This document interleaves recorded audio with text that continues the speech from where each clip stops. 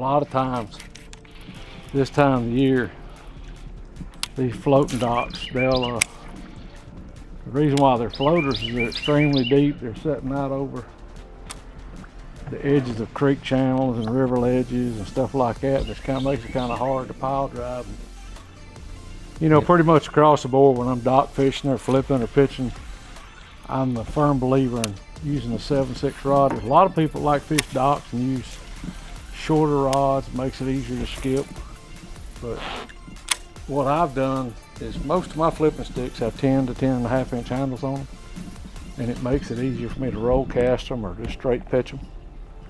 And I've learned over the years that changing different lengths of rods sometimes makes it awkward. And you'll wind up, you'll think you got a long rod or a short rod, vice versa. And you won't move enough line on the hook set. So I've just kind of gone universal across the board with a 7/6 rod.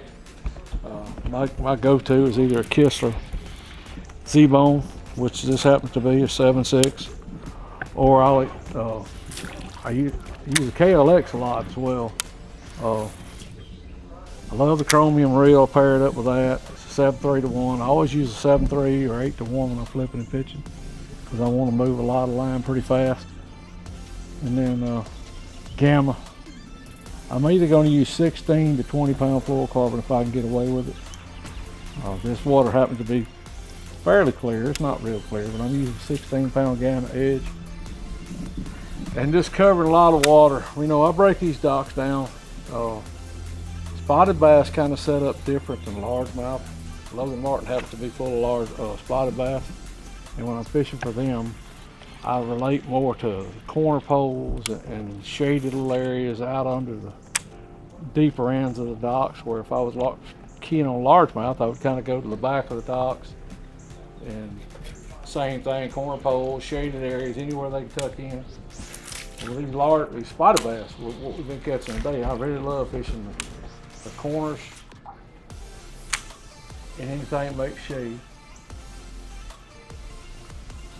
Can't go real fast. Most of the docks I've been fishing today are anywhere from 8 to 15 to 20 foot deep.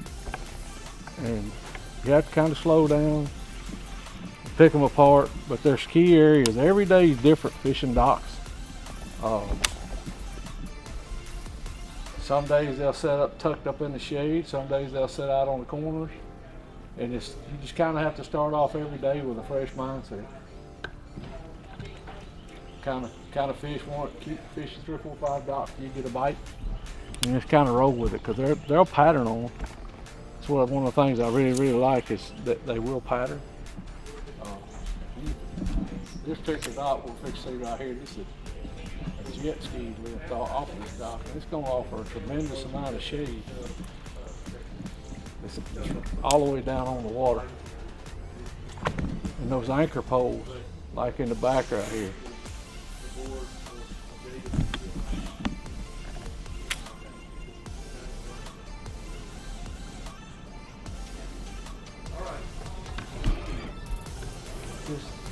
My way of fishing, what I've done for years and years and years on the country, really all across the country. It's how I love to do it. One of the things that you can watch as I fish these docks, there aren't many jigs manufactured that you're going to be able to throw back up under these wooden docks. It's got a lot of cross braces and a lot of cross slats, and be able to get it in and out. That's what makes this jig, you know, it's kind of a crazy deal. I grew up fishing water willow with this jig and docks, and it does extremely well, really, no matter what. The only situation I've seen it doesn't do quite well in is milfoil and hydrilla or something, what I would call you need a pointy head that goes in and out, kind of like a worm sinker, kind of a slipper, you know, little smaller diameter head. But other than that, the weed guard angle, you want it laid back on the hook at the right angle, so when you get a bite, it just lays right down on it. But it also allows you to skip up under. Here in a second, I'll find one of these cross braces and ladders and show you how this thing will really come in and out of it.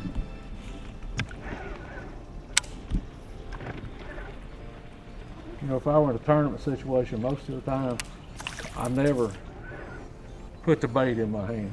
I'll start off like the first pitch on the dock with it in my hands, but after that, it's pretty much fluid, you know, just poetry in motion as I call it. I just let the bait pendulum in, pendulum out, and let the weight and the momentum of the bait do the work.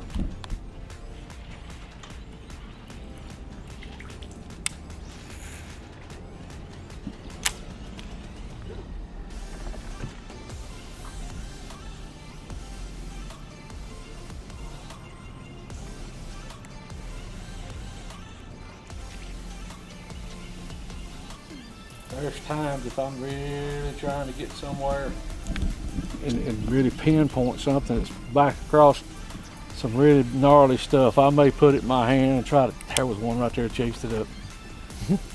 Sure did. But for the most part, yeah, he can come all the way up off and step when I pick the bait up.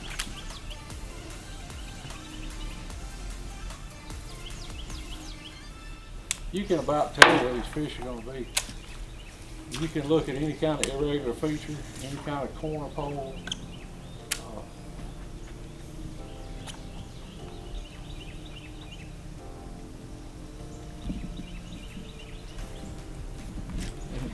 On the days that you really dial it in, I mean, you can catch a lot of quality fish.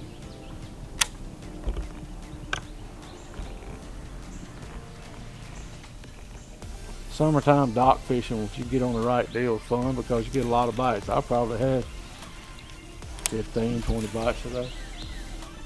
For whatever reason, I haven't been dialed in on the color.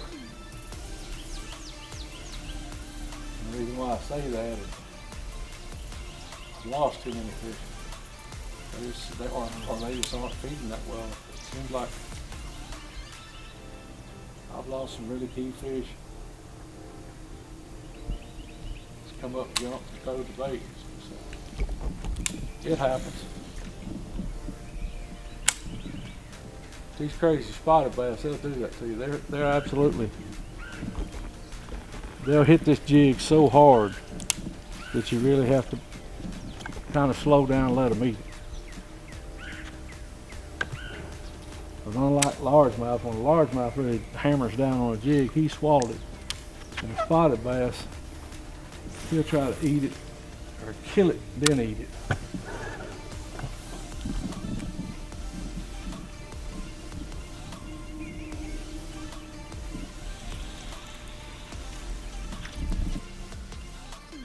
All right, guys, you know, I'm glad you rode along with me today. Caught a lot of fish, lost a couple of quality fish, but as you can see, my Dirty Jigs Signature Series jig absolutely smokes them this time of the year off of docks. I love this deal. This is my passion, what I always love to do. And hopefully, when you give it a try, you're going to have a lot of successful days on the water as well. Look for Dirty Jigs.